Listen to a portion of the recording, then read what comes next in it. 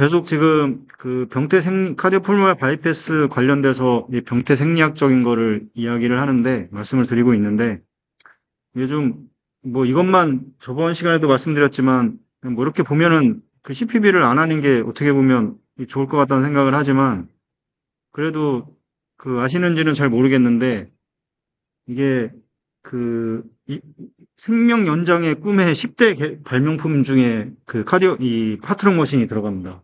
이게 그 생명을 많이 죽었던 사람들을 그 살리는 어떤 뭐 항생제 뭐 이런 것도 다 있지만 그 중에 하나가 이 심폐기라는 이 장비를 개발을 하면서 심장 수술 관련된 그런 그 예전에 다 죽었던 그 사람들이 다 살아나는. 근데 지금까지 이제 그 1950년대에 개발이 됐다고 하거든요.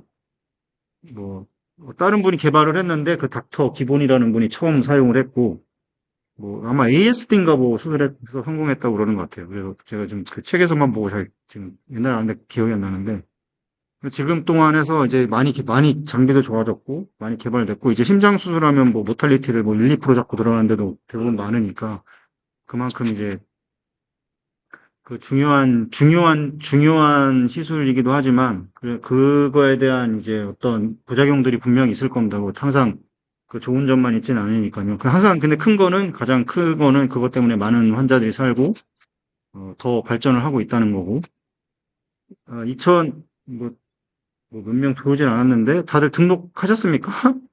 26년 보니까 이번에도 이거 되게 잘 만들어서 이렇게 보내주셨더라고요. 그래서 23년부터 시작을 했더라고요. 그래서 벌써 이제 4년 차가 돼 가는데, 여기 보시면 뭐 아산 선생님들이 이제 그 비디오 케이스를 이제 직접 아산에 들어가서 일렉트로닉 촬영을 해가지고 이제 이거에 대해서 이제 아산병원 그 최현순 선생님들께서 이제 디스커션도 얘기를 해주고 질문에 대한 답도 해주실 건데, 이게 그 한 가지 생각을 하셔야 되는 게, 그 본인의 병원의 그런 어떤 프로토콜이라던가 이런 걸 보여주는 거는 이거 되게 그 용기가 있는 겁니다. 이거 되게 감사하게 생각을 해야 되는 점이고, 그 아산에서 거의 우리나라에서 제일 많이 수술하는 병원이기도 하고, 그다음에 잘 하시기도 하고 해서 이런 거를 보여주는 게, 물론 저도 마찬가지고 여기 계시는 선생님도 마찬가지고 지금 들어오신 분도 마찬가지지만, 이 되게 좀 감사하게 생각을 해야 되는 부분이고요. 그다음에 또 많이 배울 점도 많을 거라고 생각을 합니다. 그래서 이게 다음 달 25일 날 진행이 되니까 많이 등록을 하셔서 오프라인이든 온라인이든 참석하셔서 많이 보시면은 될 것 같습니다. 이게 그 CPB를 운영함으로 인해서 이 전신에 이제 어떤 영향들이 이제 가게 됩니다. 전신적인 영향 계속 이제 그 말씀을 드리는데, CPB 같은 경우는 물론 이제 여기서 말씀드렸지만 뭐 부작용들은 당연히 그 장단은 다 있습니다. 그래서 이 컴플리케이션을 좀 알아야지 좀 그거에 대한 예방책도 좀 세우고, 이거를 발생을 안 시킬 수는 없지만 어떻게 줄이는 방법을 좀 그 생각을 해봐야 될 겁니다. 그래서 이런 어떤 컴플리케이션을 이제 유발을 하거나 CPB 자체가 이거를 이제 기여를 합니다. 그래서 뭐 책에는 뭐 펌프를 피할 수 있는 면 피해라 뭐 이렇게도 이제 그 권고를 하게 되는데, 이제 생리적이지 않은 어떤 이벤트들을 이 CPB가 운영이 됨으로 인해서 이게 이제 익스플로전, 어떤 이렇게 증폭을 시키는 이제 이런 트리거 역할을 하는 게 이제 CPB라고 이렇게 설명을 하고 있고, 그 CPB로 인한 이제 어떤 그 전신의 부작용의 원인 및 어떤 요인들을 좀 살펴보면, 결국에는 이제 이런 공기들, 그런 마이크로 엠볼라이들, 공기라던가 아니면 아주 작은 그런 파티클들이 이제 떨어져 나가서 이게 뭐 머리라던가 뭐 신장 뭐 이런 데로 넘어가 버리게 되면 이제 이런 이제 문제들이 이제 발생을 할 수가 있기 때문에, 이제 이런 거에 대한 이제 그 이게 가장 큰 어떻게 보면 그 기여 인자라고 할 수 있습니다. 그래서 어떤 기포라던가 어떤 지방, 그 세포의 파편 등이 이제 혈류에 유입이 되게 되고, 이 혈류에 유입이 되면 어떤 그 필터, 헤모필터란다. 어떤 그 필터링에 의해서 걸러져야 되는데, 이제 아주 마이크로한 이런 것들은 그냥 그 필터를 통과를 해서 이 혈류로 환자한테 직접 이제 유입이 될 수 있기 때문에, 이런 부분들을 좀 이제 생각을 해야 되고, 이런 것들이 이제 모세혈관을 이제 막게 되고, 그렇게 되면 이제 조직 관류가 이제 저하를 유발할 수 있는, 그 산소가 우리는 보내준다고 하지만 이제 잘 그 마이크로 서큘레이션이 잘 되지 않는 상태를 만들 수가 있습니다. 이런 부분들.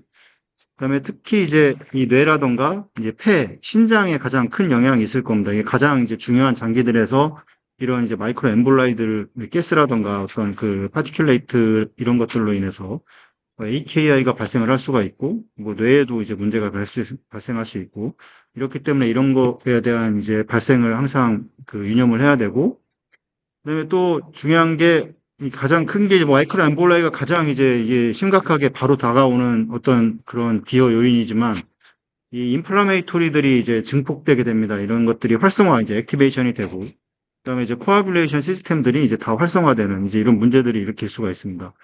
그러니까 결국에는 가장 큰 문제는 그 인공 회로입니다. 이 옥시네이터의 그 혈액과 닿는 그 인공 표면, 그다음에 그런 튜빙이 닿는 인공 표면 이런 것들에 의해서 그게 이제 혈액이 접촉을 하면서 이 SIRS를 이제 유발을 할 수 있는 이제 이렇게 되고 이런 것 응고인자가 또 활성화되게 됩니다. 그래서 이게 엔티코아뷸레이션이나 이런 것들을 그 적절하게 잘 해야 되는 거고 그래서 이 응고인자가 활성이 돼서 이렇게 클롯이 발생을 하게 된다면 이제 또 이게 미세혈전을 형성을 하게 되고 결국에는 혈류가 잘 통과하지 못하고 그 장기가 손상이 되는 그 결국에 이제 그 하이폭시아 뇌로 따지면 이제 그런 식으로 이제 문제가 발생을 할 수가 있습니다. 그래서 이 키드니나 이 그 세레브랄은 산소에 상당히 취약합니다. 그래서 이 부분들에 대해서는 이제 체외순환 과정에서도 이 모니터링을 통해서 이 지속적으로 확인을 해야 됩니다. 그래서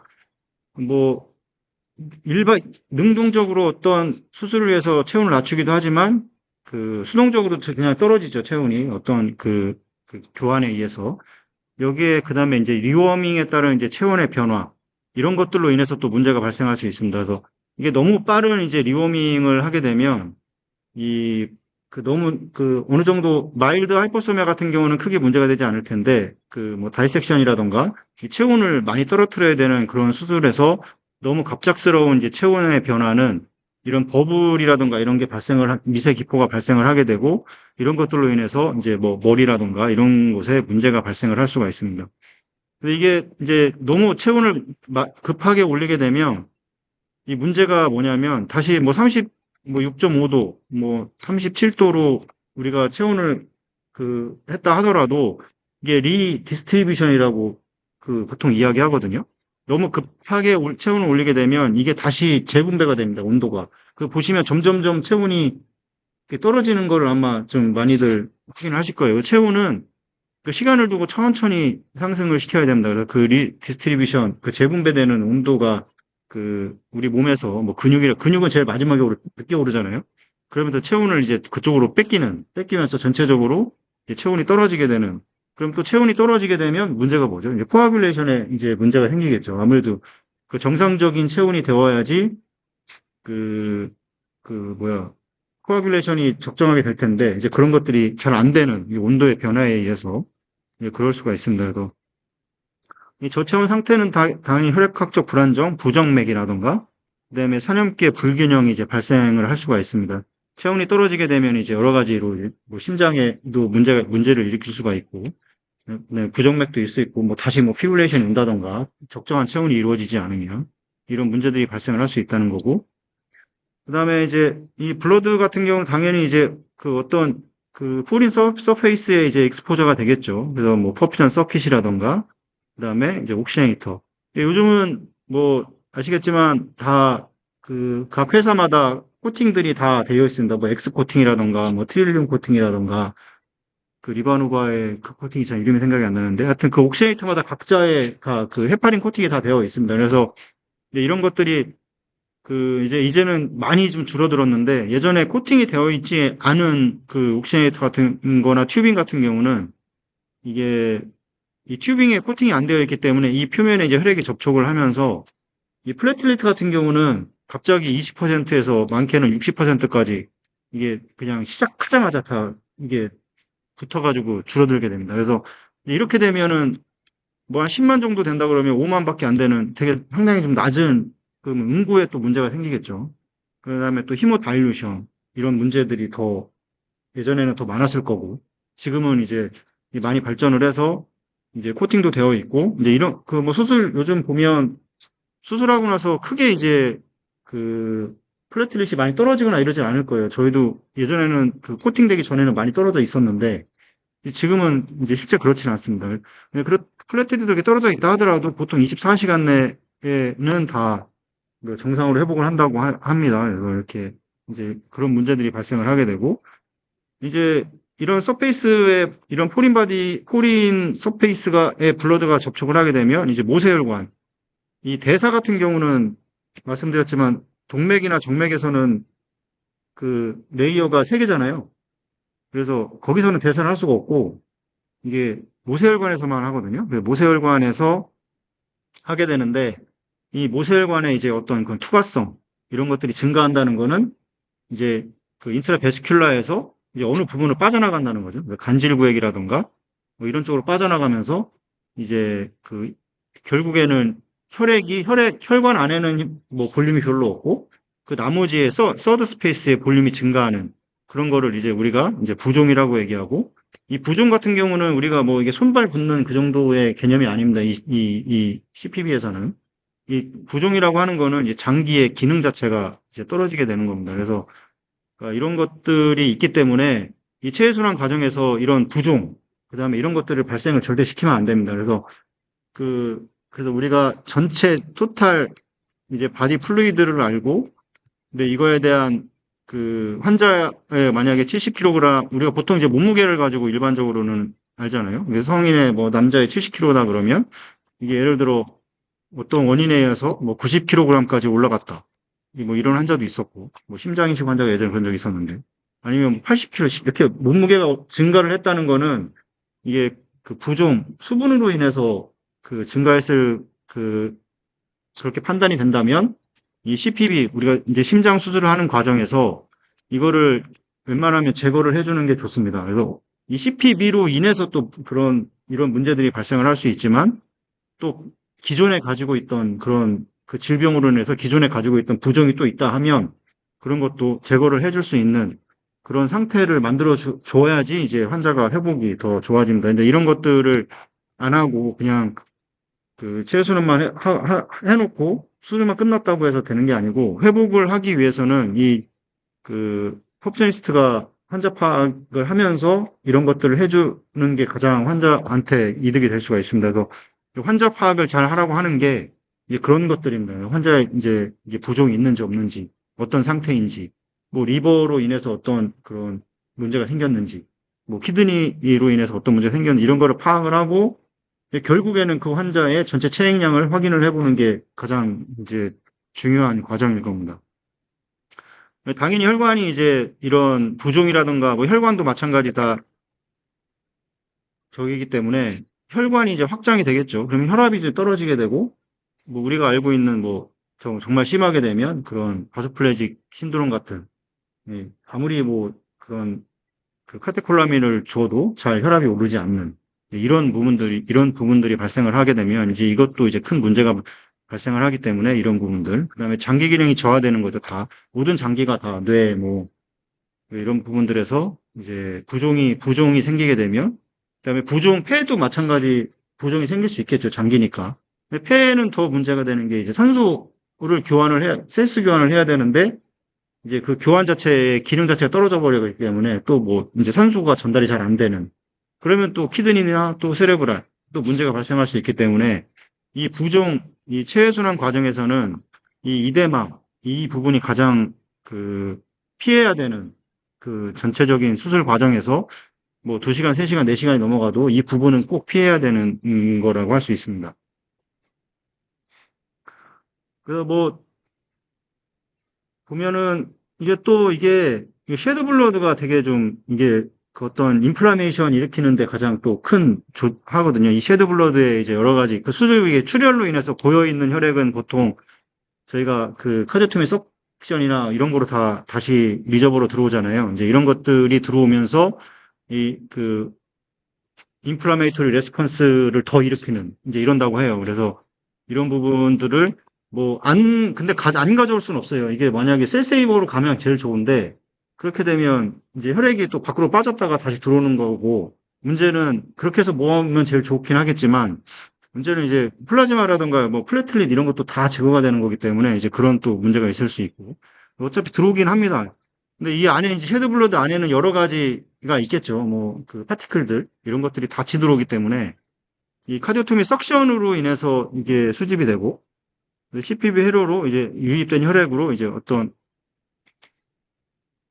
뭐 히몰라이시스, 뭐 플래틀릿 디스펑션, 그러니까 인플라메토리 메디에이터 이제 증가로 인해서 이게 미세 색전을 일으키게 되고, 그다음에 또 이게 인플라메이토리 메디에이터가 막 들어오잖아요. 그래서 염증 유발, 그다음에 이제 응고에 문제가 생기고, 그다음에 조직에 이제 독성 가능성을 가지고 있기 때문에 이 부분은 뭐 그 가장 좋은 건 셀세이버를 이용해서 처리를 해서 주라고 되어 있습니다. 그래서 근데 이제 수술 중에는 쉽지 않으니까 여기 보시면 우리 이게 이제 해외 그 책에 나와 있는 건데 여기 보시면 이렇게 그 셀세이버 같은 그 여기 리저버잖아요.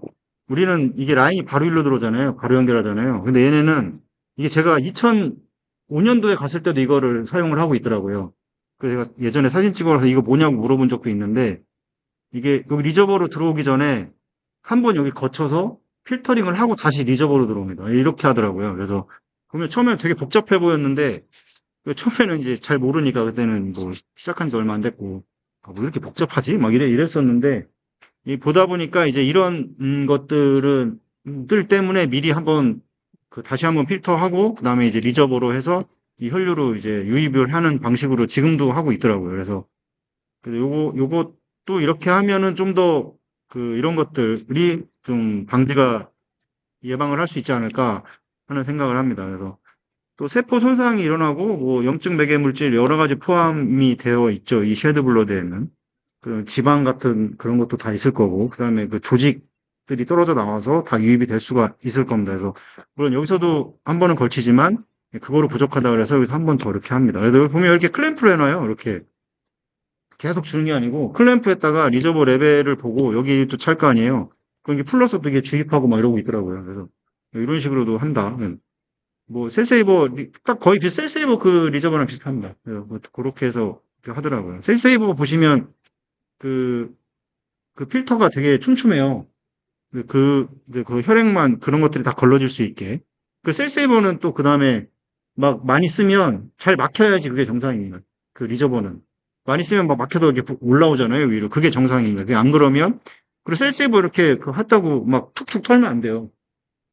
그막 이게 막 혈액 안 내려온다고 넘친다고 털어가지고 이렇게 내리려고 하면 안 됩니다. 가만히 막히면 교체를 해야지.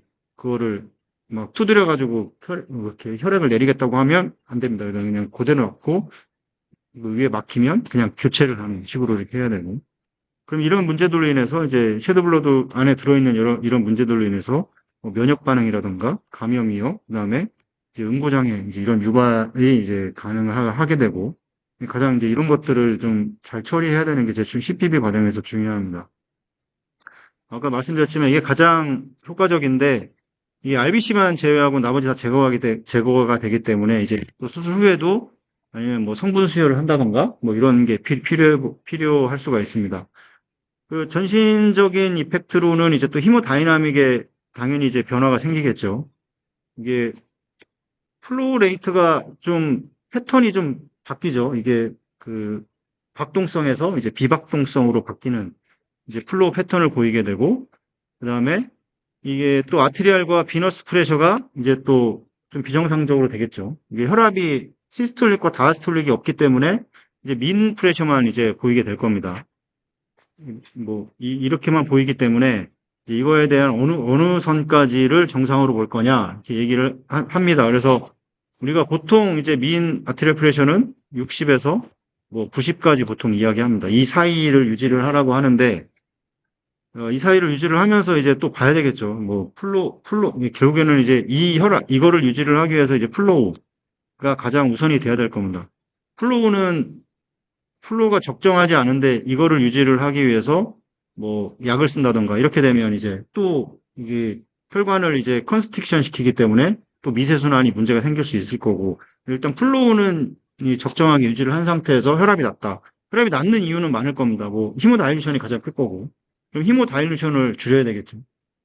히모다일루션을 줄이고 그다음에 뭐, 잘 유지가 되지 않는다면 또 다른 원인을 찾아서 이 아트리얼 프레셔를 유지를 해서 이 조직에 이 적정한 이 관류가 될 수 있도록 이제 이렇게 진행을 해야 되고, 이 비박동성 흐름이 이 박동성에 비해서 이 미세순환을 저하시킨다고 하고요. 그래서 이게 이제 떨어진다고 하고, 근데 이제 우리는 보면 히모다일루션의 장점도 있죠.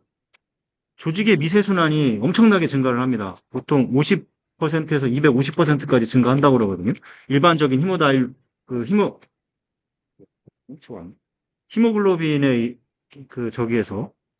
그래서 그 장점이, 히모다일루션의 장점은 또 있습니다. 이건 혈액 손상이 좀 줄어들겠죠. 왜냐하면 다일루션이 됐으니까.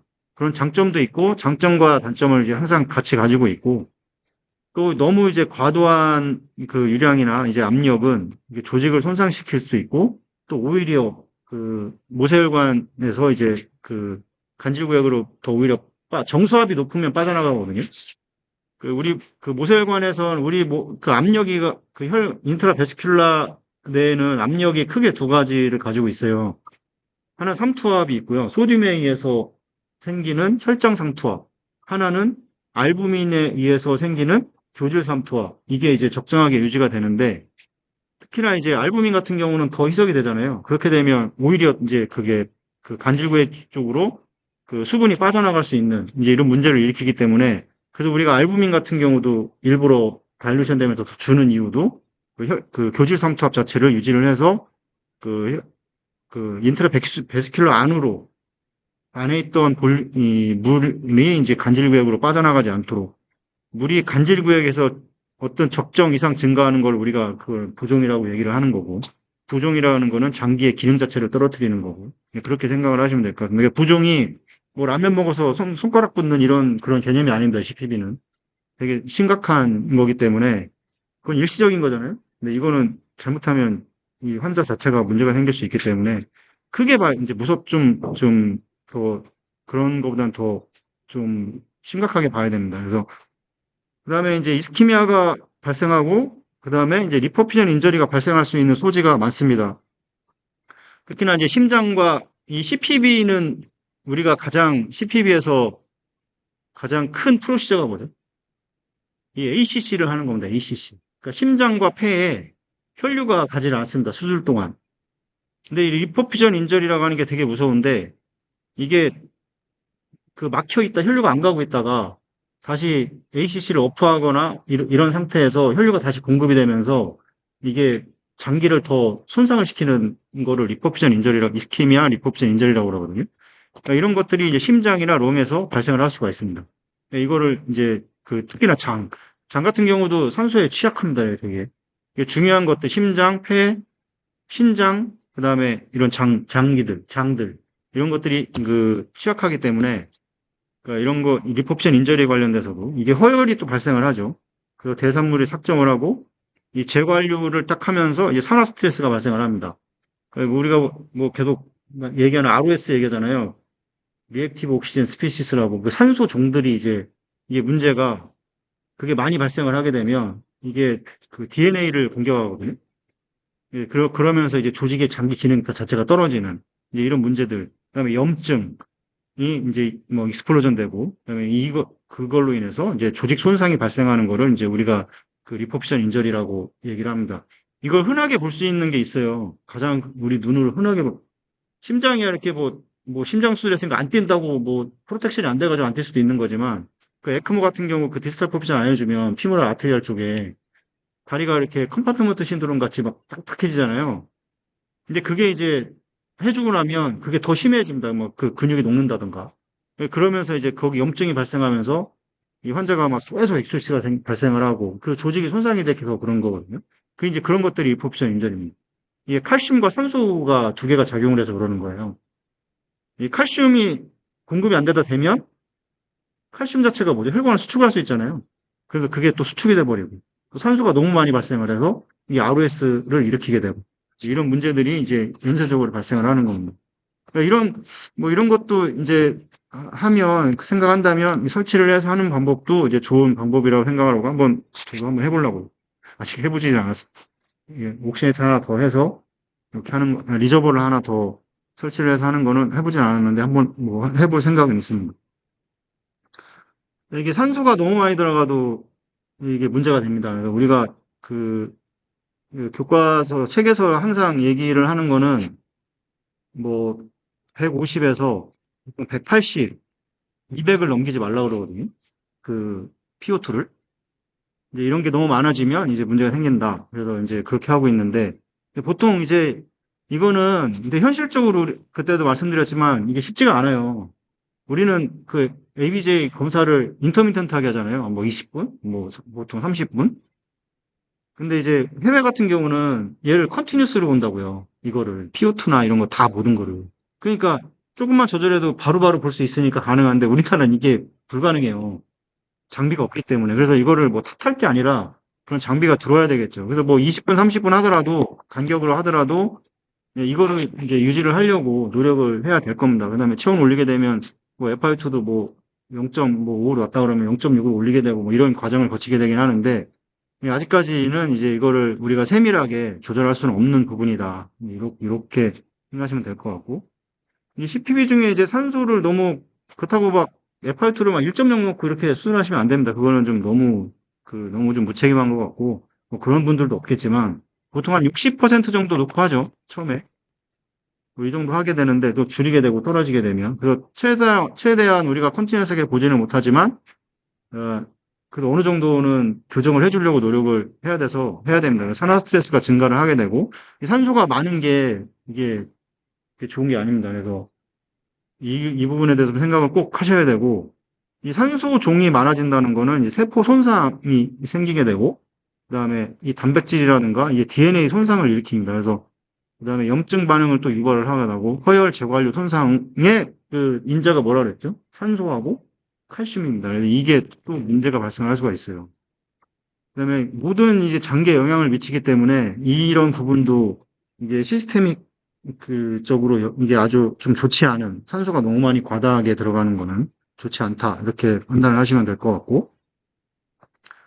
CPAP의 이제 전신 반응으로는 히모다일루션이 가장 클 겁니다. 이거로 인해서 모든 것들이 다 이제 어떤 그 기인이 되기 때문에 빈혈이 생기면은 이제 문제가 생기죠. 이 아네미아가 생기겠죠. 보통 뭐 그렇게 되면 이제 이 산소 전달이 원활하지 않을 겁니다. DO2가 이제 공급이 안 되게 되고, 그러면 이게 이제 SbO2가 이게 떨어지겠죠.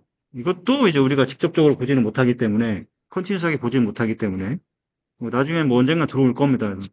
그래서 이런 부분도 떨어지게 될 거고, 결국에 이게 조직에서 그 메타볼 엑소시스를 우리가 얘기할 때, 그 산증 얘기를 할 때 타입 A가 있고 타입 B가 있어요. 타입 A는 뭔지 알아요? 이 얘거든요. 얘 산소가 충분히 공급이 안 되는 거예요. 그 타입 B는 뭔지 알아요? 그러니까 조직에 산소가 잘 공급이 안 되는 게 타입 A고, 타입 B는 산소는 공급이 되는데 다른 원인에 의해서 조직에서 그거를 소모를 못 한다거나 이런 원인 인자가 타입 B입니다. 그러니까 타입 B, 뭐 뒤에서 또 설명을 드릴 거고. 근데 중요한 거는 이제 그 히모글로빈의 수치가 떨어져 있기 때문에 산소 전달하는 매개체가 떨어져 있는 거고, 그렇게 되면 이제 조직의 산소 전달이 부족해지겠죠. 그렇게 되면 우리가 그 공장 미토콘드리아잖아요.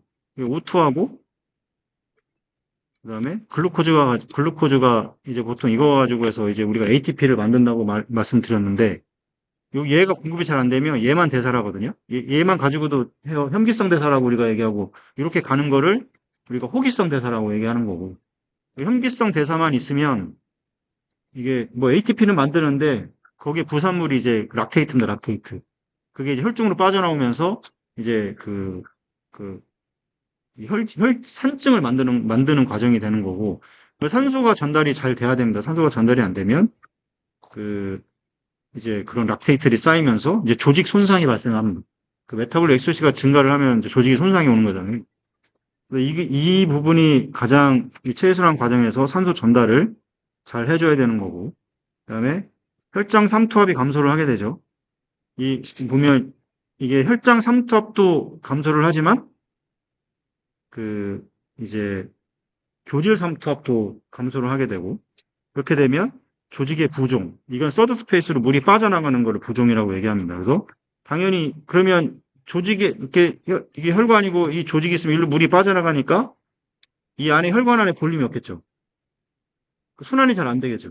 그러면서 이제 미세순환 또 그 장애도 발생할 수 있습니다. 그래서 이 부분들은 뭐 하루 100번도 막 넘게 얘기한 것 같은데 다들 아마 이해를 하고 계실 거예요. 그러니까 이런 부분들을 정확하게 이해를 하고 이런 부분들을 체외순환 운영 과정에서 최대한 그거를 좀 인지를 하려고 뭐 어떤 그 검사든 해서 하셔야 됩니다. 그래서 CPB의 부작용은 뭐 말하면 너무 많습니다. 뭐 혈액, 뭐 기계적, 뭐 생화학적, 면역학적 요인 다 복합적으로 작용을 하고 그다음에 체외순환에는 넌 피지올로직이잖아요. 그 서페이스를 가지고 있기 때문에 혈액이 이제 접촉하는 순간부터 이 호중구가 아주 강하게 활성화가 됩니다. 이게 호중구는 단기 면역이거든요. 빨리 되는. 이제 뭐 또 장기적으로 면역 반응에 하는 건 이게 뭐 단핵구 같은 이런 것들이 있는데 이게 이제 CPB 과정에서 가장 크게 이제 이게 발생이 되는 게 호중구고 이런 게 이제 이게 많아지면서 뭐 염증 전신의 염증이라던가 그다음에 모세혈관의 어떤 그런 이걸로 해서 부종, 폐부종, 관류가 저하되고 이제 폐손상이 되고 뭐 뒤에도 더 계속 설명할 텐데 이게 이제 이렇게 다 들러붙어 가지고 그 혈류를 잘 통과하지 못하게 이렇게 만들어서 이제 미세순환이 그 잘 안 되는 겁니다. 그래서 이런 것들이 너무 강하게 반응을 하면 이거를 얘가 발생되는 거를 줄이기 위해서 이제 체외순환 과정에서도 이 가장 이제 장비들이 많이 발전을 해서 확실히 좋아졌어요. 그 플래틀리트 감소가 덜 되는 것만 봐도 얘가 이렇게 튜빙이나 이런 데 이게 달라붙지 않는 거를 그거를 알 수가 있으니까요. 호중구의 활성화는 이제 체외순환 중에 조직 관료라던가 이런 여러 가지 지금 설명드렸던 그다음에 산소 전달, 그다음에 면역 반응의 균형을 무너뜨리는 이제 핵심 요인입니다. 이제 이게 너무 많이 이게 활성화가 되면 안 된다는 소리겠죠.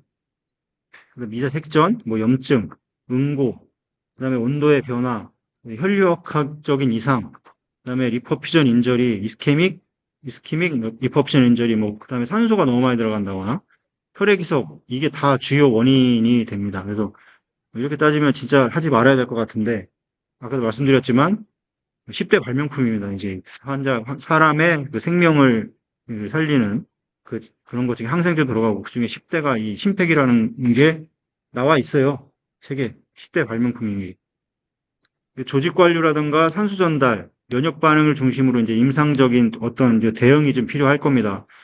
우리가 확인해야 되는 거는 뭐 혈압, 이제 일단 시스타이톨이 없기 때문에 이 혈압을 확인을 해서 적정 혈압을 유지를 해서 조직에 산소가 전달이 잘 혈류가 갈 수 있도록 그다음에 이, 이, 이 미인 아티리얼 프레셔가 너무 잘 안 올라가는 플로우도 적정한데 바소플레직 신드롬이 오면 어떤 문제가 생기죠? 플로우는 많이 갑니다. 과도하게.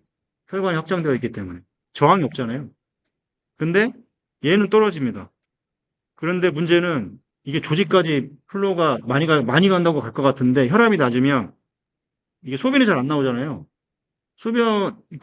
키드니 같은 경우는 어느 정도 압력 이상이 돼야지 혈류가 필터링 되면서 소변이 나오게 되는데 이게 저항 자체가 너무 떨어져 있기 때문에 이게 소변이 잘 안 나옵니다. 필터링이 잘 안 되기 때문에.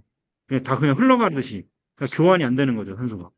그러니까 이런 문제가 가장 심각해서 생명의 이제 위험까지 오기 때문에 어떤 그런 조치를 취해야 됩니다.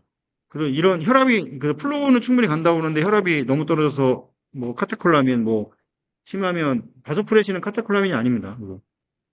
그런 약들을 많이 쓰게 되면 이제 또 혈관 자체가 또 너무 그거 써서 혈관이 어느 정도 그 조절이 돼서 혈압이 올라간다면 다행인데 이제 대부분 이런 증상이 있으면 잘 안 올라가죠. 그래서 이제 다른 약제들 NO의 생성을 제거를 하는 우리가 알고 있는 뭐 메틸렌블루라든가 그다음에 코르티코스테로이드 우리 쓰고 있는 거 이제 이런 것들을 주어서 해결을 하려고 하는데 그래도 잘 안 되는 경우 있습니다. 혹시 메틸렌블루 쓰는 병원이 있어요. 차병원은 있거든요. 그게 있었거든요. 근데 다른 데는 잘 없더라고요. 그래서 상해서 가서 그래서 이게 있으면은 좀 필요할 것 같다. 차병원에서는 이런 환자들이 꽤 있어서 좀 자주 썼었는데 이게 저희 병원에는 없는 것 같아서 그 신청하면 가져오면 또 다행이긴 한데, 그다음에 당연히 이제 락테이트의 상승 여부를 봐야 됩니다. 그래서 결국에는 산소가 이제 전달이 잘 안 된다는 의미이고, 그다음에 SbO2도 봐야 되겠죠. 이게 조직에서 얼만큼 사용을 하고 나오는지가 중요한 거잖아요. 내가 100을 공급해 준다고, 200을 공급해 준다고 그것도 중요하지만, 조직에서 산소를 얼마나 사용하고 나오느냐가 중요합니다. 이게 가장 그 임상적 지표에서 가장 기본이 되는 게 SbO2고요. 당연히 이제 혈압이 적정하게 유지되고 산소가 잘 전달되면 소변이 잘 나오겠죠. 물론 이제 제일 무서운 게 AKI예요. 저번 시간에 말씀드렸지만 1년에 한 400만 건 정도 전 세계에서 심장 수술을 한다고 하거든요. 아마 더 될 겁니다. 근데 그중에 AKI가 몇 퍼센트 발생되는 줄 아세요? 전 세계에서? 물론 이제 그게 웃긴 게 너무 높아요. 40%가 넘어요. AKI 발생 빈도가 400만 건 중에 40%가 AKI가 발생하는데 이 AKI가 오면 이 모든 게 문제가 생깁니다, 이제. 일단 비용도 많이 들겠지만 병원의 체류 기간도 길어지게 되고 그럼으로써 비용도 더 많이 발생을 하게 되고 뭐 이런 문제들이 이제 발생을 한다고 합니다. 그래서 이 AKI가 오지 않도록 하려고 만든 개념이 이제 GDP 개념입니다. 올 다이렉트 퍼퓨전. 히모글로빈에 따라서 산소 전달 자체를 다르게 하는 거죠. 플로우 자체도 마찬가지. 플로어에서 산소 전달 자체를 다르게 하는 겁니다. 그래서 이 골다이렉트 퍼퓨전을 활용을 해서 계산도 좀 해보시고 저번에 계산식도 한번 보여드렸는데 내가 얼만큼 지금 그 환자한테 가고 있는지 그 SbO2도 좀 보고 이러면서 간헐적이라도 보면은 좋을 것 같습니다. 그런 거 확인하고 근데 온도도 중요할 거고요. 적정한 관류량 이 적정한 관류량이라고 얘기하는 게 참 얘기하기가 쉽지 않습니다. 우리가 알고 있는 카디악 인덱스 2.4 뭐 2.2에서 우리가 책에 나와 있는 건 2.4 정도거든요. 이게 레스팅 상태에서 2.2, 2.4입니다. 근데 이제 septic shock이라던가 이런 감염으로 인해서 산소의 소모량 자체가 증가되어 있는 환자 같은 경우는 그러면 2.2, 2.4만 가지고 될까요? 더 많이 줘야 됩니다. 이런 환자들은. 이렇게 되면 더 많이 줘야 되니까 당연히 카테터 같은 경우도 더 큰 걸 써야 될 수도 있고. 그러니까 이런 것들을 그냥 우리가 알고 있는 일반적으로 이렇게만 주면 괜찮아. 이렇게 하는 게 아니라는 거죠. 그러니까 그 환자의 상태를 항상 파악을 하고, 파악한 상태에서, 이 환자는 septic하니까 플로를 더 줘야 되고, 산소가 더 필요하고, 체온을 더 낮출 수 있으면 체온을 좀 낮추고, 일반적으로 우리가 마일드 하이퍼소미아 정도로 일반적인 수술들을 한다 그러면, 딥한 정도까지라도 낮춰서 산소 소모량을 줄이고, 조직의 산소를 충분히 공급될 수 있도록 적정 관류량을 유지를 해줘야 되는데, 그 관류량은 환자마다 다르다. 일반적으로 우리가 2.2, 2.4를 얘기하는 거지, 환자마다 다 그렇게 똑같지는 않습니다. 그래서. 그 다음에 감염 같은 경우도, 염증 같은 경우는 이런 것들을 다 봐야 됩니다. 이 WBC 카운트라든가, 이 호중구의 수치, 그 다음에 CRP가 올라가 있는지, 프로칼시토닌, 락테이트, 혈압. 이게 CPB를 하면서 다 확인을 해야 되는 거예요. 그 다음에 혈관 변화의 저항. 우리 수술 중에 CRP 올라가 있는 환자들 많잖아요. 있잖아요. 어떤 감염에 의해서. 이러면 왜 올라가 있을까도 확인 한번 해보고. 폐부종, 산소와 저하, 이런 장기 기능, 이런 것들을 다 확인을 해야 됩니다. 환자 아침에 가가지고 그냥 헤모글로빈, 헤마토크리트만 보고 들어가서 이러면 안 돼요. 다 확인하고 환자 상태가 어떤지, 그리고 어떤 방향을 가지고 갈 건지를 확인을 해야 됩니다. 정상적인데, 질병만 있는데 관리가 잘 된 분들은 2.2, 2.4면 충분하죠. 근데 그렇지 않은 환자들은 아까 말씀드렸지만 더 많이 줘야 되는 상황도 발생을 할 수 있고 그런 것들을 판단을 해서 체외순환사가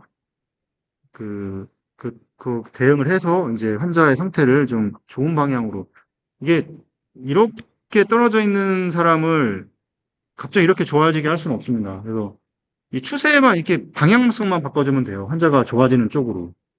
이게 부종이 있어서 안 좋았던 사람을 CPB를 돌렸는데 얘가 더 이렇게 되면 안 되잖아요. 그래서 이 방향성이라도 위쪽으로 좋아지는 방향으로 갈 수 있도록 이렇게 바꿔줘야 됩니다. 네, 그런 거를 할 수 있도록 이 모든 랩들을 확인을 하고 염증 당연히 조절을 해야 되겠죠. 염증 상태가 더 증폭이 되니까 CPB로 인해서 스테로이드도 들어갈 수 있고 그다음에 항생제 같은 경우도 뭐 이미 들어가고 있습니다. 마취과에서도 뭐 주고 제가 항생제를 주진 않는데 예전에는 뭐 그 처방을 했을 땐 줬는데 제가 따로 주진 않거든요. 딴 데는 항생제를 펌프에서 주는 미리 들어가기도 하고 옛날에 뭐 방포도 쓰고 막 이랬었거든요. 아주 예전에. 이제 근데 뭐 병동에서도 주고 오고 그다음에 마취과에서도 와서 주기니까 제가 또 따로 펌프에다 주진 않는데 그래서 그렇게 이거는 뭐 병원마다 그 시스템이 있으니까 그거 따라가시면 될 것 같고 이런 것들이 중요하고 혈액학 쪽으로 안정화를 시켜야 되겠죠. 뭐 이런 미나트리얼 프레셔 같은 경우는 뭐 노에피네프린 같은 경우도 주어서 이제 혈압을 유지를 할 수 있도록 하고 그다음에 체액 관리를 해야 됩니다. 그래서 이거는 이 CPB 과정에서 가장 어떻게 보면 물론 이런 혈압이라는 거 당연히 이거는 이제 잘 조절한다는 그 전제하에 이 체액 관리를 꼭 해주셔야 됩니다. 정상적인 체액을 가지고 있는 사람은 더 이상 진행이 되지 이제 프라이밍 볼륨이 보통 한 뭐 RAP 안 한다 그러면 한 1000 정도는 되잖아요. 뭐 이게 빼고 뭐 1500 뭐 프라이밍 볼륨 보통 이렇게 할 겁니다.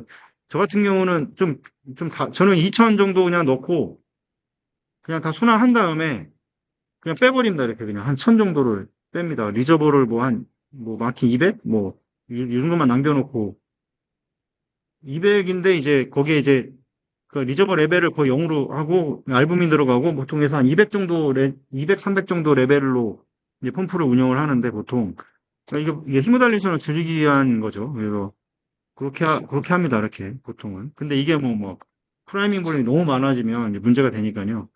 그런 것도 지금은 워낙 이제 다들 그렇게 하시고 있기 때문에 이제 크게 막 이게 뭐 이슈화되고 그러진 않는데 예전에는 프라이밍 볼륨이 너무 많았어요. 라인도 일단 너무 길고 예전에 그 너무 얘기하면 또 욕할 것 같아서 막 프라이밍 볼륨이 막 2,500을 했는데도 뭐 리저버에 한 2, 300밖에 없으면 이게 라인 길이가 대체 얼만큼 길다는 소리예요, 이게. 그 피를 무조건 한 3개씩 써야 되는 무조건 그냥 루틴으로 3개씩 갖다 놔요. 잘 안 쓰거든요, 저는 피. 뭐 써봐야 하나, 뭐, 특히 여자 환자들은 뭐 쓰게 되는데, 남자 환자들은 잘 안 씁니다, 피. 히모달리션이 이렇게 많지 않은데, 뭐, 우리 계산하잖아요, 이거 다. 이거 알죠? 이거 계산하면 뭐 금방 나옵니다, 이거를.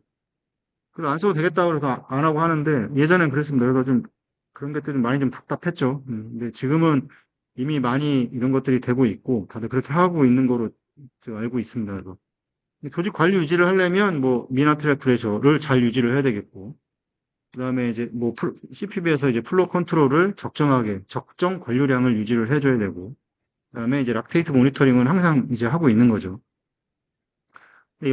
회로의 염증을 최소화하는 방법은 뭐 당연히 지금 이런 것들은 우리가 할 수 있는 게 아니기 때문에 이제 그 회사에서 이런 것들이 점점 개발이 되고 그렇게 하면서 확실하게 많이 좋아졌습니다. 예전에 비해서는. 예전에는 튜빙 자체만 하더라도 코팅 자체가 아예 안 돼 있었기 때문에 옥시에이터도 코팅이 안 돼 있었어요. 예전에는. 그래서 이게 많은 이제 여러 가지 혈액적인 그런 문제들이 있었는데 적절하게 항구를 잘 유지를 해야 되겠고 그다음에 이런 염증을 최소화하기 위해서는 지금 뭐 제로 밸런스드 울트라 필트레이션 이거는 그 책에도 나와 있는 내용입니다. 그래서 지속적으로 이런 환자들은 염증 수치가 올라가 있는 환자들은 CPB로 인해서 이게 더 증폭이 되니 그 제로 밸런스는 알죠? 빼면서 주는 거예요, 계속 빼고 있는 겁니다. 그래서 이거를 시행을 해서 헤모필터로 빠져나가게 해라. 염증 수치, 이런 염증 인자들을, 메디에이터들을.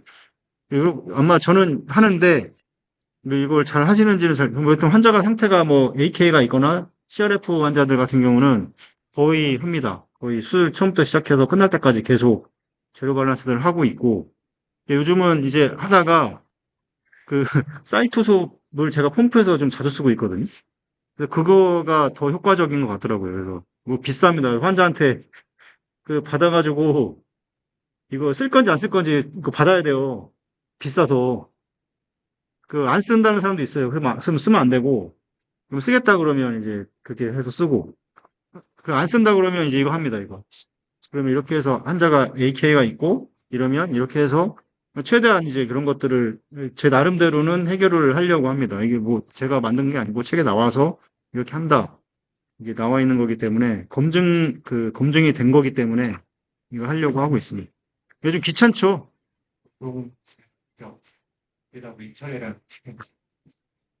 그러니까 막 물을 계속 빼고 있고 계속 줘야 되기 때문에 제가 얼마 전에 차병원에 거기 최순환사가 결혼식을 가가지고 신혼여행 가서 제가 두 번인가 세 케이스 하러 간 적이 있는데 그 환자들이 다 그런 상태라서 그때 한 10,000cc 했을 거예요. 그 제로 밸런스 헤모필트레이션은. 그 수액이 없다고 막 수액 찾아보고 막 이랬었거든요. 그 정도로 했었어요. 이게 환자 상태가 너무 안 좋아가지고.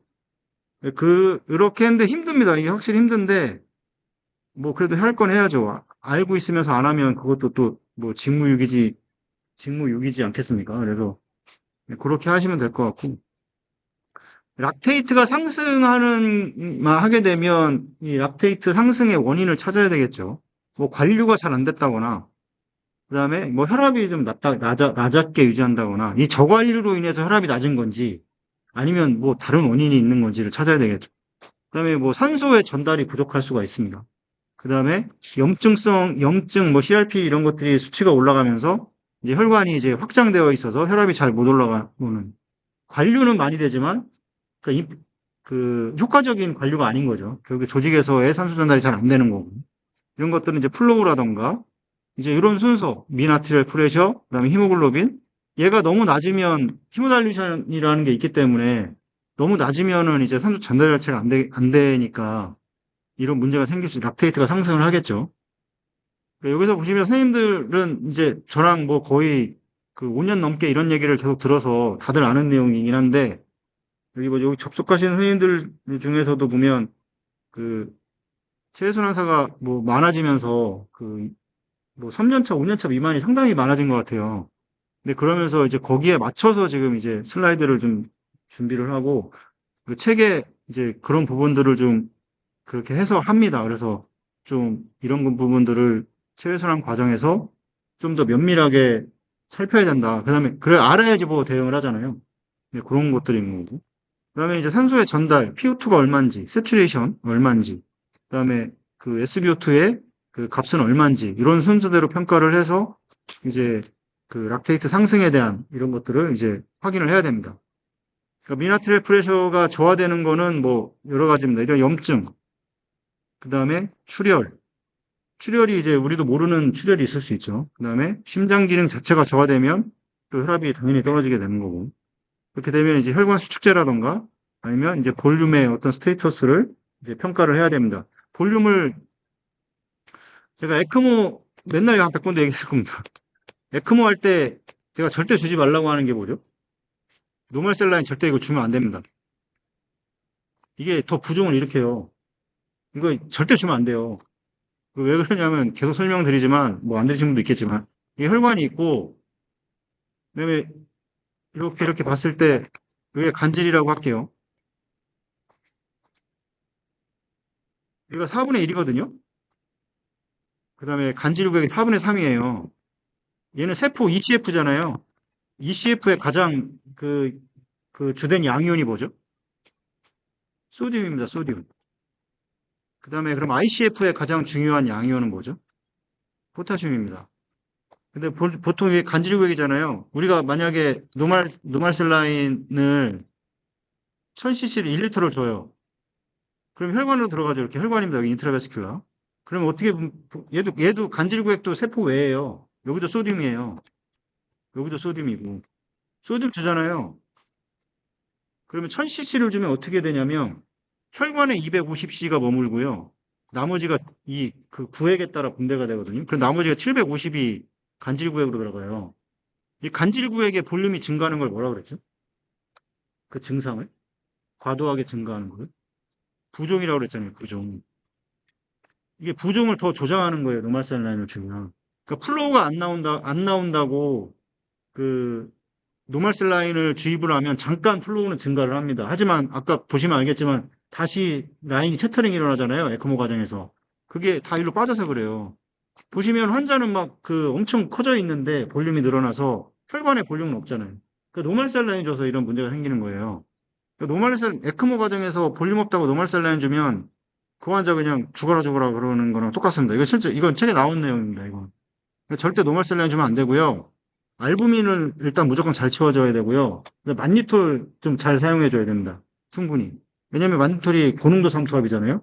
그 다음에 안 그렇다 그러면 뭐 볼루라이트라던가 이런 것들을 많이 줘야지 그 혈관 안에 그 삼투압을 많이 올려놔야 돼요. 교질 삼투압 특히 이런 걸 많이 올려놔야지 내가 이쪽으로 오면서 이 혈관에 이게 균형을 서로 맞추면서 시간이 지나면서 균형이 맞으면서 이제 에크모가 이제 안정화 상태로 가는 겁니다. 근데 이게 이거를 잘 못하게 되면 환자가 살 수가 없어요. 부종으로. 다 장기들이 기능, 뭐 심장 뭐 다 떨어지기 때문에. 이 부분을 꼭 이해를 하시고 에크모나 그 펌프에서도 마찬가지입니다. 절대 노멀셀 라인을 프라이밍 용액으로 사용하시면 안 됩니다. 가뜩이나 볼륨 많이 들어가는데 뭐 플라즈마라던가 예전에는 뭐 볼루벤도 주기도 했는데 요즘은 잘 쓰진 않는데 그다음에 알부민 이런 만니톨 이런 거 잘 사용해 주셔야 돼요. 그 특히나 CPB 과정에서 이 볼륨의 스테이터스는 다 그런 거로 맞춰야지. 여기 이거는 그런 거로 맞춰야지. 노멀셀 라인은 절대 그 체외순환 과정에서는 사용하면 안 됩니다. 그다음에 SBO2가 감소를 하는 경우는 이제 뭐 여러 뭐 공급이 이제 부족하거나 아니면 조직에서 수모량이 많거나 이렇게 되겠죠. 부족할 수도 있고 수모량이 많을 수 있으면 더 줘야 되는 거죠. 뭐 수혈, 뭐 DO2가 부족한 거는 헤모글로빈이 그 히모달리션이 되었기 때문에 부족하다 그러면 뭐 수혈을 통해서라도 증가를 시켜주거나 아니면 펌플로우를 좀 더 증가를 시켜서 그 교환 비율을 더 올려버린다든가 뭐 이런 식의 이제 조절을 하셔야 됩니다. 네, 산소 소비의 증가 조절을 해야 되겠죠. 너무 갑작스러운 이제 체온 상승이라든가 이런 것들 때문에 이제 문제가 될 수 있고 그 우리가 알고 있는 옥시네이터에서 온도를 이렇게 이게 혈류가 이렇게 나간다면 여기서 온도 잴 수 있잖아요. 여기 몇 도를 넘으면 안 될까요? 네, 37도가 여기 재는 측정되는 게 37도를 넘어가면 안 돼요. 이게 거의 에스파거스 온도랑 비슷하거든요. 그거 봤을 때 해서 여기가 37도가 넘지 않도록 해서 여기 온도 제일 좋은 거는 비너스 쪽에 여기도 온도를 재서 얘랑 온도를 맞추는 겁니다. 이렇게. 그럼 얘는 빨리 올라가지만 얘는 천천히 한번 순환되고 온 정맥혈이기 때문에 얘는 오히려 좀 천천히 그 올라가거든요. 떨어지는 것도 마찬가지죠.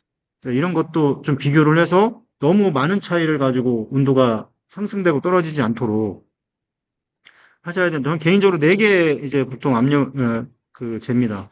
여기 재고, 여기 재고, 뭐 카디플레저도 재고, 뭐 환자도 재겠죠. 그래서 모니터, 온도계가 한 4개 정도 돼요. 4개를 봐요, 보통. 이렇게 해서 조절을 해줍니다. 그래서 아까도 말씀드렸지만 체온을 너무 빨리 올리면 37도로 갔다 하더라도 너무 급속하게 올려버리면 여러 가지 문제가 생길 수가 있지만 리디스트리뷰션 다시 재분배가 돼요. 더 떨어져요. 근육 자체가 온도가 제일 늦게 올라가기 때문에 근육에도 충분히 온도가 올라가지 않았기 때문에 그래서 천천히 서서히 시간을 가지고 조절을 해야 됩니다. 당연히 이제 그 28도까지 떨어져 있는 수술에서는 그 체온 올리는 것만 거의 1시간 넘게 걸리잖아요. 그래서 그게 너무 빨리 올라가게 되면 이제 그런 문제들이 생기고 다시 디스트리뷰션이 되면 체온이 떨어지게 되고 그렇게 되면 이제 혈액 응고가 또 잘 안 되는 그런 문제도 발생할 수가 있습니다. 그 다음에 온도가 너무 떨어져 있는 상태에서 온도 뒤에서도 얘기했습니다. 여기 있잖아요. 디스트리뷰션 된다고 온도가 근육 자체가 너무 천천히 떨어지기 때문에 우리 보통 블레더 하잖아요. 이 블레더가 오줌이 안 나오면 이게 참 또 측정이 좀 부정확해요. 소변이 잘 나오면 괜찮은데 예전에는 이제 렉탈이라든가 이런 거로 쟀었는데 블레더도 이제 소변이 안 나온다 그러면 좀 확인을 하셔야 됩니다. 네, 그게 반응을 잘 안 하기 때문에. 그다음에 이제 조직 관료 같은 경우는 이제 혈류가 장기에 적절히 충분히 공급되고 있는가 이런 것들을 조절을 해야 되고 이제 캐놀라 같은 경우도 확인을 해야 되겠죠. 이 캐놀라 같은 경우는 초반에 이제 확인을 해야 될 겁니다. 물론 이제 이렇게 앵글로 되어 있는 이런 것들은 크게 이제 문제가 되진 않잖아요. 어센딩에다 하게 되면 얘가 좀 이렇게 조금 이렇게 들어가서 카테터가 이 방향을 보고 있다 하더라도 크게 문제가 되진 않는데 그 EOPA 같은 이제 스트레이트 캐뉼라들이 있습니다. 이런 것들은 이 초반에 발견 못하면 이제 큰 문제가 생깁니다. 이제 EOPA 같은 경우는 이제 길기 때문에 물론 이제 그 마커를 해가지고 더 이상 얼만큼 못 들어가게 그 하긴 하는데 이 저도 이제 이거 쓰다가 한 두세 번 정도 이제 갑자기 펌프 돌리면 혈압이 확 올라가서 이 캐로티드 어디에 이렇게 박히게 되거든요. 그 엔도홀이. 얘는 사이드홀이 없어요. EOPA 같은 경우는. 그래서 그게 박혀버리면 처음에 이제 펌프 스타트하고 나서 당연히 이제 그 아트리얼 라인의 압력이 얼만큼 상승하는지를 봐야 됩니다. 그래서 이게 너무 급작스럽게 상승을 하고 그 다음에 이 만약 캐로티드에 들어가 있다 그러면 랩터 라이트의 그 세럴 옥시메트리가 차이가 난다. 이러면 이제 바로 얘기를 해야 되고요. 스타트 하자마자 압력이 일반적인 압력보다 너무 많이 상승한다 그러면 바로 얘기를 해서 펌프를 줄이고 스탑을 하든 서전한테 바로 얘기를 해서 이거 캐놀라를 빼든지 위치 조정을 꼭 하셔야 됩니다. 그래서 제일 좋은 거는 위치 조정은 플로우가 웬만하면 천천히 돌고 있는 상태에서 이게 조절하면 플로우가 확 늘어날 때 있거든요. 이게 그때 보고 압력 보고 이렇게 하셔야 이거 바로 이거는 그때 이제 확인을 해야 되고 근데 정신은 그때 못 차리고 이거 확인 못하면 이제 이게 문제가 되는 거예요. 이게 당연히 혈압은 떨어지겠죠. 라디얼 아테리들 어디에 있으면은 이게 카이토드에 들어가 있으면 플로우가 시스템으로 가지 않고 뭐 머리로만 가는 상황이니까 당연히 이제 혈압이 떨어지게 되고 이 라디얼 아테리에서 그 측정되는 혈압이 떨어지고 그러면 또 이제 플로우는 간다고 생각하는데 플로우를 더 올리게 되고 그래도 안 됩니다. 그럼 또 약을 쓰게 되고 이게 아주 악순환이거든요. 그러니까 처음에 이제 캐놀레이션의 그 포지션이 제일 중요합니다. 피- 그, 저기 뭐죠? 피무랄 아테리도 마찬가지예요. 잘못 그러는데 피무랄 아테리가 캐놀라가 이렇게 들어가 있으면 혈관이 이렇게 항상 이게 직선이 아닙니다. 이렇게 이게 이렇게 톨쳐서 이렇게 돼 있거든요. 이렇게 있을 수 있거든요. 근데 캐놀라가 들어가서 여기 엔돌이 여기 있을 수 있어요. 이 혈관벽 보고 쏘는 거잖아요. 그럼 압력이 특히나 에크모 돌리나 이런 걸 때 조심해야 되는데 에크모 압력 잘 안 되잖아요. 근데 플로우가 안 가요. RPM 대비. 그러면 그거를 빨리 발견을 해야 되고 안 그러면 여기 이제 혈관 손상됩니다. 혈관 손상. 아니면 이제 이게 페리토임으로 뚫고 들어갈 수도 있고. 네, 이런 것들. 그뭐 배가 딱 빵빵해지는지 이런 것도 봐야 되고. 그러니까 이런 피모랄 그 삽관할 때도 그 처음 스타트할 때 그 확인을 못하면 그게 이제 큰 문제가 발생을 합니다. 이런 것도 항상 초반에 잘 확인을 해야 되고. 뭐 당연히 이제 산소 전달이 잘 되는지는 뭐 히모글로빈이라든가 적정한 히모글로빈을 유지를 하고 있는지, 그다음에 그 산소라든가, 그다음에 F2라든가 수입가스 같은 것도 확인해야겠죠. 수입가스를 그 적정량을 우리가 보통 VA를 하는 경우에 수입가스의 조절은 어떻게 하죠? 카디악 아웃풋에 얼마 정도 합니까? 반 정도 합니다, 보통. 우리가 만약에 4천 준다 그러면 한 2.0 정도 주는 거예요. 보통 이렇게 조절하라고 되어 있어요. 그 다음에 이제 이제 그 랩을 보면서 이제 조절을 하게 되면 됩니다. 에코도 마찬가지고. 그러니까 이렇게 해서 수입 가스가 만약에 그 적정한 플로우보다 낮아요. 적게 줘요. 그럼 어떻게 되죠? CO2에 이게 상승을 하죠. 이렇게 되면 뭐가 문제가 되냐면 또 얘가 생겨요. 왜냐면 히모글로빈에 이렇게 4개의 펩타이드가 있는데 얘가 산소가 붙으면 이게 100%잖아요. 근데 이제 우리가 정맥혈은 어떻게 되죠? 히모글로빈에 4개 중에 3개가, 이 한 개가 CO2로 붙잖아요. 보통 75% 우리가 그래서 이거 얘기하는 겁니다. 그래서 우리가 100% 얘기하는 거고. 근데 95% 얘기하죠. 왜 95%인지 알아요? 5%는 혈장에 녹아 있는 거예요. 그래서 우리가 5% 정도는 혈장에 녹아 있기 때문에 95% 이상만 되면 정상적인 겁니다. 헤모글로빈의 세츄레이션은. 그래서 이게 여기에 붙겠는데 이 헤모글로빈 주변에 얘가 CO2 레벨이 많아지면 이게 결합을 해버려요. 같이. 얘게 그 경쟁이거든요. 그 쪽수가 많은 놈이 이깁니다. 가도 붙습니다. 부딪혀가지고. 그러면 얘가 문제가 생기겠죠. 헤모글로빈 자체가 CO2가 많아지니까. 그런 것들 수입 가스를 통해서 그 PCO2 레벨을 정상적으로 유지하는 것도 이제 중요합니다. 이것도 중요하고. 환자마다 또 septic shock 있는 환자는 산소가 더 많이, CO2가 더 많이, 산소가 더 많이 소비가 되니까 CO2도 더 많이 나온단 말이에요. 그럼 수입가스, 베노베노 같은 경우 수입가스가 엄청 높죠. 그죠? 롱 자체가 안 좋으니까. 그런 것들을, 이런 것들을 생각을 해서 얼만큼 조절해야 될지 꼭 해야 돼요. 왜 이거를 40으로 우리가 알고 있는 거를 조절을 하는지 그 이유를 좀 알아야 됩니다. 이거 히모글로빈에 이제 그런 것들, 어떻게 붙는지, 결합을 하는지. 면역 반응도 이제 우리가 관련된 체외순환 유발하는 어떤 염증 반응이라던가 이런 것들을 이제 발생되지 않도록 프라이밍을 좀 줄일 수 있도록 노력을 하고, 그다음에 그 이제 리포션 인저리가 발생하지 않도록 이제 좀 우리가 할 수 있는 아까 전에 말씀드렸던 것들을 해야 되고, 감염 관리도 해야 되겠죠. 뭐 막 감염 관리는 처음부터 다 하지만 라인 막 셋업 하는데 막 컨타미네이션 되고 이러면 안 되니까요. 그래서 요즘은 옥시엔터도 뭐 좋아져서 막 이제 보통 아트리얼 필터 인터그레 되어 있는 거는 예전에 외부에 있는 아트리얼 필터에 비해서 엄청 간단해지고 좀 프라이밍 속도도 엄청 빨라졌습니다. 솔직히 뭐 별로 할 게 없잖아요. 연결만 하면. 그리고 되게 그런 게 상당히 좀 편해지는 것 같아요. 점점. 연결할 게 적다고 하면 당연히 그건 감염이랑 이런 것도 점점 줄어들겠죠. 왜냐면 만질 수 있는 그런 것들이 많이 줄어들었으니까. 그런 부분들을 좀 생각을 하시고 해야 될 것 같습니다.